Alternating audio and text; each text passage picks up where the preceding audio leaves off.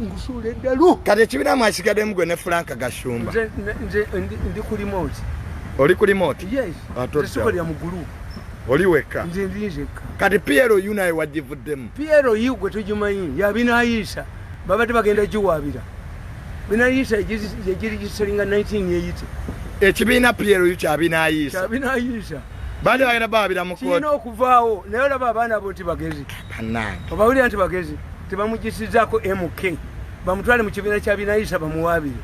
How are you going to change your political party, the slogan, the name? How many times? So, General Muhoozi, PLO, si kibiina kya Binaisa. Binaisa yakikola. Era abadde bagenda baabira mu kkooti. Bamuwa ekibiina nakitransforming. Kino ne bandanyi kyo bakyaliwo. Who claim ekibiina kyabwe? PLO ya Binaisa yakikola 1980. Tetujja kusukkawo. Ekitegeeza Muhoozi alina abakola ki? Abamukoleramu. Kyobola nze sibabeeramu.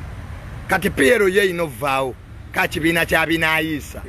Anti kugambye nti Museveni kyalina okumanya kiri kimu nti n'omwana we afuna support n'abaminisita abaagwa Basempijja nabo babadde balwana bulwanyi nakano kakizunza lukwe akagala okusokola nako ne kajja.